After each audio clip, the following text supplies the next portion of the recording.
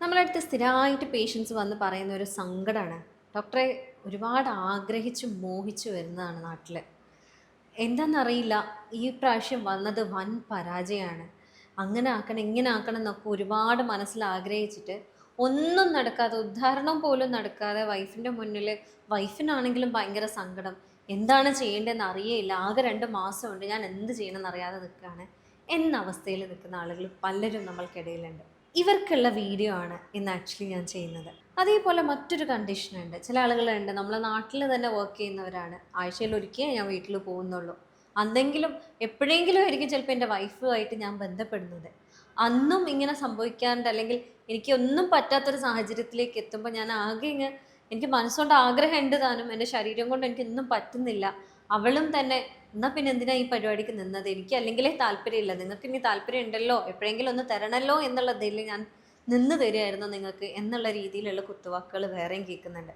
ഈ സാഹചര്യത്തിൽ ഞാൻ എന്ത് ചെയ്യണമെന്ന് അറിയാതിരിക്കുകയാണ് എന്ന് പറയുന്ന ആളുകൾക്കും കൂടിയാണ് ഞാൻ ഈ വീഡിയോ ഇന്ന് സമർപ്പിക്കുന്നത്. ഞാൻ ഡോക്ടർ ഹിബ അബ്ദുൽ മജീദ്, ഡോക്ടർ ഹിബ സരോവിയ, പെരിന്തൽമണ്ണ, മലപ്പുറം ജില്ല.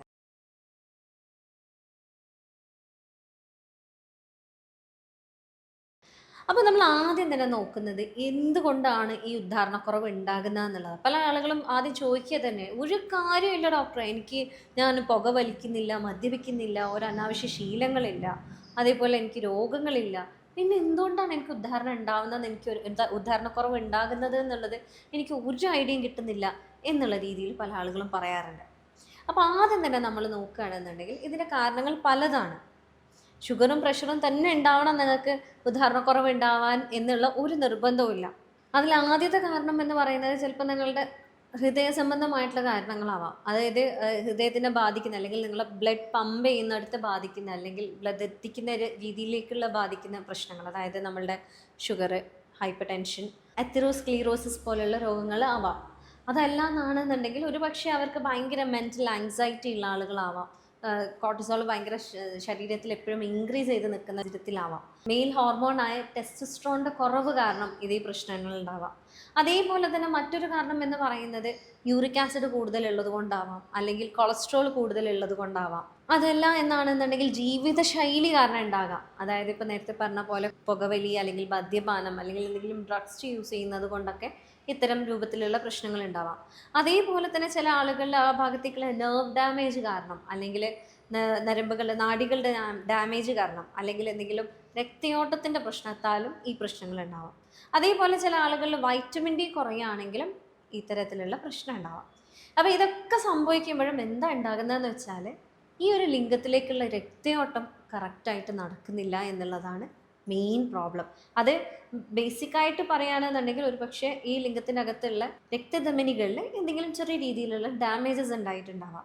അതായത് ഇപ്പം ഈ നീർക്കെട്ടുകൾ വരുന്ന സമയത്ത് രക്തധമനികൾക്ക് ആ ഒരു മതിലിന് സൈഡിലൊക്കെ ആയിട്ട് നീർക്കെട്ടുകൾ ഉണ്ടാകുകയാണെന്നുണ്ടെങ്കിൽ ആ ഒരു ഭാഗത്തേക്കുള്ള രക്തയോട്ടം സ്പീഡിൽ വരുന്ന സമയത്ത് അതിൽ തട്ടിത്തെറിക്കുമ്പം പല രീതിയിലുള്ള ബ്ലോക്കുകൾ പിന്നീട് അവിടെ ഡെവലപ്പ് ചെയ്യാനുള്ള ചാൻസസ് കൂടുതലാണ്. അപ്പോൾ എന്താ സംഭവിക്കുന്നത്, എങ്ങനെ രക്തം അതിലേക്ക് പമ്പ് ചെയ്യാൻ നോക്കുകയാണെന്നുണ്ടെങ്കിലും ഈ ഇടയ്ക്കിടയ്ക്കുള്ള ബ്ലോക്കുകൾ കാരണം, എന്നാൽ പൂർണ്ണമായിട്ട് ബ്ലോക്ക് ചെയ്യുന്നുമില്ല. അപ്പം ചെറിയ രീതിയിൽ രക്തം അങ്ങോട്ട് ഓടുന്നുണ്ട്, പക്ഷേ ആവശ്യത്തിനുള്ള രീതിയിലേക്ക് ഓടാത്തത് കൊണ്ട് തന്നെ ഈ ഒരു ഉദ്ധാരണം നടക്കുന്നില്ലാത്ത ഒരു പ്രശ്നത്തിലേക്കാണ് ഇത് പോകുന്നത്. അപ്പം ഇതിപ്പോൾ നമ്മൾ കാരണങ്ങൾ പറഞ്ഞു. അപ്പോൾ ഈ കാരണങ്ങളിലേക്ക് എത്തിക്കുന്ന ഭക്ഷണങ്ങൾ എന്തൊക്കെയാണെന്ന് നോക്കാം. അതായത് ഈ ഭക്ഷണങ്ങൾ കഴിക്കുകയാണെന്നുണ്ടെങ്കിൽ നിങ്ങൾക്ക് ഉദ്ധാരണക്കുറവ് ഒരു പോയിന്റ് ഓഫ് ടൈമിൽ വരാനുള്ള സാധ്യതകൾ വളരെ കൂടുതലാണ്. അതിലൊന്നെന്ന് പറയുന്നതാണ് പ്രോസസ്ഡ് ആയിട്ടുള്ള ഭക്ഷണങ്ങൾ കഴിക്കുക. നമുക്ക് ഇൻസ്റ്റൻ്റ് ആയിട്ട് കാര്യങ്ങൾ കിട്ടുക എന്നുള്ളത് ഇപ്പോൾ ഭയങ്കര ഇഷ്ടമുള്ള കാര്യമാണ് അല്ലേ. ഹാഫ് കുക്ക്ഡ് ആയിട്ടുള്ള സാധനങ്ങൾ ഇൻസ്റ്റൻ്റ് ആയിട്ട് പെട്ടെന്ന് ഉണ്ടാക്കാൻ പറ്റുന്ന, പെട്ടെന്ന് തീർക്കാൻ പറ്റുന്ന, നമ്മളെന്നെല്ലാം വേഗതയിലേക്ക് പോകുന്ന ആളുകളാണ്. അപ്പം അതന്നെ ഈ ഒരു ഇൻസ്റ്റൻ്റ് ആയിട്ടുള്ള കാര്യങ്ങൾ, ഇൻസ്റ്റൻ്റ് ആയിട്ടുള്ള ഫുഡ് ഐറ്റംസ് നമ്മൾ ഓവറായിട്ട് പ്രോസസ്ഡ് ആയിട്ടുള്ള ഭക്ഷണങ്ങൾ കഴിക്കാനുള്ള സാധ്യതകൾ കൂടുമ്പോൾ എന്താ സംഭവിക്കുന്നതെന്ന് വെച്ചാൽ, നമ്മുടെ ശരീരത്തിൽ ഈ പറയുന്ന ഇൻഫ്ലമേഷൻസിനുള്ള ചാൻസസും അതേപോലെ കൂടുന്നുണ്ട്. അതേപോലെ തന്നെയാണ് സാച്ചുറേറ്റഡ് ആയിട്ടുള്ള ഫാറ്റ് ആയിട്ടുള്ള മീറ്റ് കഴിക്കുന്നത്. ഇതും ഈ പ്രശ്നവും ഇതേപോലെ തന്നെ ഈ ഒരു ഭാഗത്തേക്കുള്ള രക്തക്കുഴലിലേക്ക് പല രീതിയിലുള്ള ബ്ലോക്കുകൾ ഉണ്ടാക്കാനുള്ള സാധ്യതകൾ കൂടുതലാണ്. അതേപോലെ തന്നെ മദ്യപാനം നിങ്ങൾക്ക് എല്ലാവർക്കും അറിയാം. മദ്യപാനം, അതേപോലെ സ്മോക്കിംഗ്, ഇത് രണ്ടും നമ്മളുടെ ശരീരത്തിൽ പല രീതിയിലുള്ള ഇൻഫ്ലമേഷൻസ് ഉണ്ടാക്കാനുള്ള സാധ്യതകൾ കൂടുതലായതുകൊണ്ട് തന്നെ ഈ പറയുന്ന രക്തധമനികളിൽ ബ്ലോക്ക് ഉണ്ടാക്കാനും ആ ഭാഗത്തേക്കുള്ള രക്തയോട്ടം കുറയ്ക്കാനുള്ള ചാൻസസ് കൂടുതലാണ്. അതേപോലെ മറ്റൊരു ഭക്ഷണം എന്ന് പറയുന്നത് പഞ്ചസാര നന്നായിട്ട് കഴിക്കുന്ന ആൾക്കാരാണ്, അല്ലെങ്കിൽ ഷുഗർ ക്രേവിങ് ഭയങ്കരമാണ്, എന്ത് മധുരമുള്ള സാധനങ്ങളും എത്ര വേണമെങ്കിലും അയാൾ കഴിച്ചോളും എന്ന് പറയാറുണ്ട് നമ്മൾ. അങ്ങനെ ആളുകളിൽ ഈ ഇൻസുലിൻ റെസിസ്റ്റൻസ് ഉണ്ടാകാനുള്ള സാധ്യതകളും അതേപോലെ ആ ഭാഗത്തേക്കുള്ള രക്തയോട്ടത്തിൻ്റെ ഫ്ലോ കുറയാനുള്ള ചാൻസും കൂടുതലാണ്.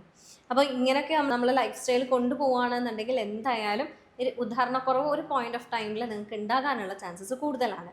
അപ്പോൾ ഇനി നിങ്ങൾക്ക് ഈ ഒരു പ്രശ്നമുണ്ട്, എങ്ങനെ ഇതിനെ മാനേജ് ചെയ്യണമെന്നാണ് നിങ്ങൾ അടുത്ത് നോക്കേണ്ടത്. അപ്പോൾ ഇതിൽ ആദ്യം തന്നെ പറയാനുള്ളത്, നിങ്ങൾ അനാവശ്യമായിട്ടുള്ള കാര്യങ്ങൾ, നിങ്ങളുടെ ലൈഫിലുള്ള അനാവശ്യമായിട്ടുള്ള ലൈഫ് സ്റ്റൈൽ ഫസ്റ്റ് നമ്മൾ ചേഞ്ച് ചെയ്യുക. അതായത് ഇപ്പോൾ നിങ്ങൾ പുകവലിക്കാറുണ്ട്, മദ്യപിക്കാറുണ്ട്, അല്ലെങ്കിൽ മാസ്റ്റുർബേഷൻ ആണെങ്കിൽ പോലും ഒരു അനാവശ്യ ശീലമാണ്. അതും ഓവറാണെങ്കിൽ ഇതേ പ്രശ്നത്തിലേക്ക് എത്താറുണ്ട്. അപ്പം ഓവറായിട്ട് എന്തും അമിതമായ അമൃതവും വിഷം എന്ന് പറയുന്ന പോലെ പറ്റുകയാണെന്നുണ്ടെങ്കിൽ അത് അവോയ്ഡ് ചെയ്യുക, അല്ലെങ്കിൽ മാക്സിമം അത് കുറച്ച് കൊണ്ടുവരിക എന്നുള്ളതാണ് നിങ്ങളോട് ഫസ്റ്റ് തന്നെ പറയാനുള്ളത്. പിന്നെ പറയാനുള്ളത്, നന്നായിട്ട് വ്യായാമം ചെയ്യുക. പ്രത്യേകിച്ച് പെൽവിക് ഫ്ലോർ മസിൽ എക്സസൈസസ് എല്ലാം ചെയ്യുന്നുണ്ടെന്ന് ഉറപ്പ് വരുത്തുക. കീഗിൾസ് എക്സസൈസ് ഒക്കെ ഇന്ന് യൂട്യൂബിൽ അടിച്ചു നോക്കിയാൽ പല രീതിയിലുള്ള കീഗിൾസ് എക്സസൈസ് നിങ്ങൾക്ക് കിട്ടും. അപ്പോൾ ആ രീതിയിൽ നിങ്ങളുടെ ബോഡീനെ തന്നെ ട്രെയിൻ ചെയ്ത് കൊണ്ടുവരിക എന്നുള്ളതാണ്. അതേപോലെ തന്നെ അടുത്തതെന്ന് പറയുകയാണെന്നുണ്ടെങ്കിൽ, നല്ല ടെൻഷനിലാണ് നിങ്ങളുള്ളത്. ഒരു പക്ഷേ നിങ്ങൾക്ക് ഓൾറെഡി ഈ ഒരു പ്രശ്നം കാരണം ടെൻഷൻ ഉണ്ടാവാം, അല്ലെങ്കിൽ ഓൾറെഡി ടെൻഷൻസ് കാരണം ഈ പ്രശ്നം ഉണ്ടാവാം.